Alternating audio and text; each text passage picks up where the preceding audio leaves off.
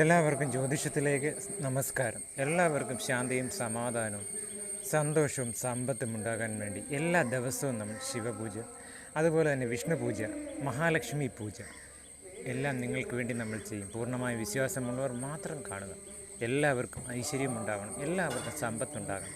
അതിനുവേണ്ടി തിരുമേനിയുടെ പൂജയിൽ വിശ്വാസമുള്ളവർ മാത്രം കാണുക. അതുപോലെ തന്നെ കമൻറ്റ് ബോക്സിൽ നിങ്ങളുടെ പേരും നാളും ഇടുക. നമ്മളുടെ ജ്യോതിഷത്തിൽ ജാതിയോ മതമോ ഇല്ല. എല്ലാവർക്കും പേരിടാം, നാളിടാം. എല്ലാവർക്കും ഐശ്വര്യമുണ്ടാകും.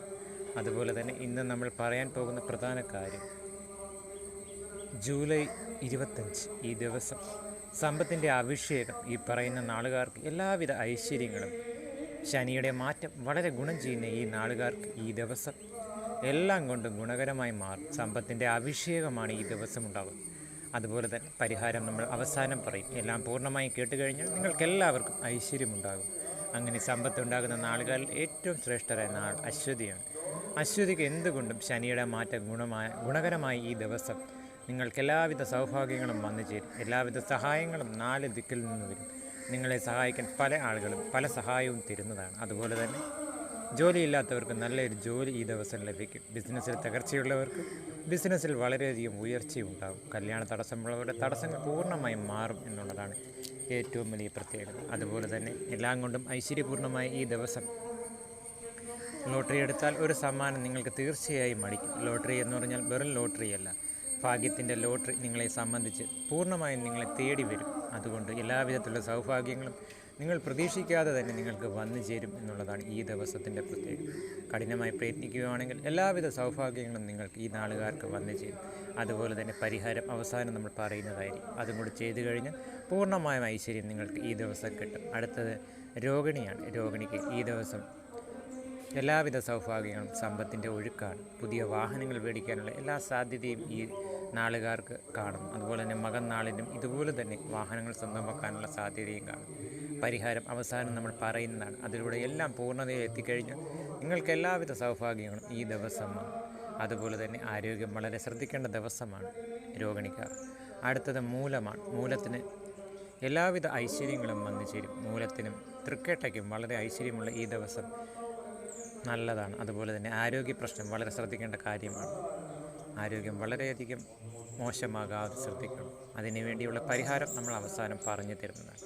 അടുത്തത് ചിത്തിരയാണ്. ചിത്തിരയ്ക്കും മകത്തിനും എല്ലാം കൊണ്ടും സൗഭാഗ്യം നിറഞ്ഞ ഈ ദിവസം സമ്പത്തിൻ്റെ ഒഴുക്കാണ്. എല്ലാവിധ ഐശ്വര്യങ്ങളും ഇവർക്ക് ഈ ദിവസം വന്നു ചേരും. അടുത്ത പുണർതമാണ്.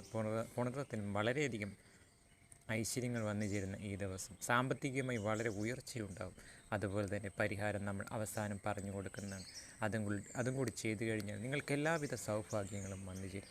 എല്ലാത്തിനുമുപരി നിങ്ങൾ പൂർണ്ണമായ വിശ്വാസത്തോടുകൂടി കാണുകയും അതുപോലെ തന്നെ നെഗറ്റീവ് ചിന്തകൾ മനസ്സിൽ നിന്ന് കളയുകയും ഇന്നലകളെക്കുറിച്ച് ചിന്തിക്കാതിരിക്കുകയും ചെയ്തു കഴിഞ്ഞാൽ എല്ലാവിധ ഐശ്വര്യങ്ങളും നിങ്ങൾക്ക് ഈ ദിവസം വന്നു ചേരും എന്നുള്ളത് ഒരു സംശയം.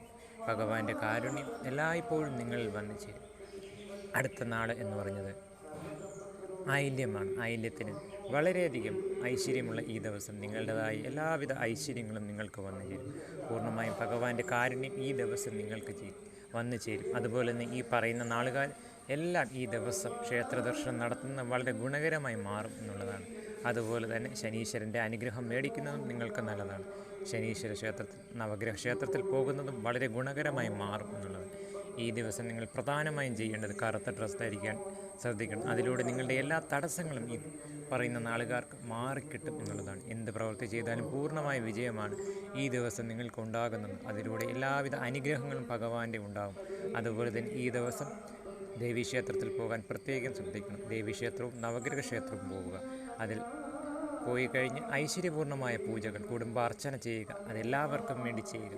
അതിലൂടെ നിങ്ങളുടെ എല്ലാവിധ തടസ്സങ്ങളും നിങ്ങളുടെ ആഗ്രഹങ്ങൾ പെട്ടെന്ന് തന്നെ സാധിച്ചെടുക്കാൻ ഇതിലൂടെ സാധിക്കും. അതാണ് ഏറ്റവും വലിയ പ്രത്യേകത. എല്ലായ്പ്പോഴും മഹാലക്ഷ്മി മന്ത്രം ജപിക്കുന്നതും ശനീശ്വര മന്ത്രം ജപിക്കുന്നതും ഗുണകരമായി തീരും നിങ്ങൾക്ക് ഈ ദിവസങ്ങളിൽ. എല്ലാം കൊണ്ടും ഭഗവാന്റെ കാരുണ്യം നിങ്ങൾക്ക് പൂർണ്ണമായും കിട്ടും. അതുപോലെ തന്നെ വീട്ടിൽ നെയ്വിളക്ക് കത്തിക്കാൻ പ്രത്യേകം ശ്രദ്ധിക്കുകയാണെങ്കിൽ വീട്ടിലെ നെഗറ്റീവ് എനർജി പൂർണ്ണമായി ഇല്ലയും എല്ലാവർക്കും ശാന്തിയും സമാധാനവും നിങ്ങളുടെ ഭവനങ്ങളിൽ ഉണ്ടാകും. നെഗറ്റീവ് എനർജി പൂർണ്ണമായി ഇല്ലാതാക്കാൻ നെയ്വിളക്കാൻ കഴിയും. അതുകൊണ്ട് നെയ്വിളക്ക് കത്തിക്കാൻ പ്രത്യേകം ശ്രദ്ധിക്കുക. ഈ ദിവസം കറുത്ത ഡ്രസ്സ് ധരിക്കാൻ ശ്രദ്ധിക്കുന്നതിലൂടെ നിങ്ങളുടെ എല്ലാ നെഗറ്റീവും മാറി പോസിറ്റീവ് ആവുകയും കാര്യങ്ങൾക്കെല്ലാം പൂർണ്ണമായും വിജയമുണ്ടാവുകയും ചെയ്യും. ഈ പറയുന്ന കാര്യങ്ങൾ അതുപോലെ ചെയ്യുക. തിരുമേനി പറയുന്ന പോലെ ചെയ്തു കഴിഞ്ഞാൽ എല്ലാവർക്കും ശാന്തിയും സമാധാനവും സന്തോഷവും ഉണ്ടാകും. അതുപോലെ കമൻറ്റ് ബോക്സിൽ പേരും നാളും ഇടാൻ പ്രത്യേകം ശ്രദ്ധിക്കും. നമ്മളുടെ ജ്യോതിഷത്തിന് ജാതിയോ മതമോ എല്ലാവർക്കും ഐശ്വര്യമുണ്ടാകും. അതാണ് പരമമായ ലക്ഷ്യം. എല്ലാവർക്കും ഐശ്വര്യമുണ്ടാവട്ടെ. നന്ദി, നമസ്കാരം.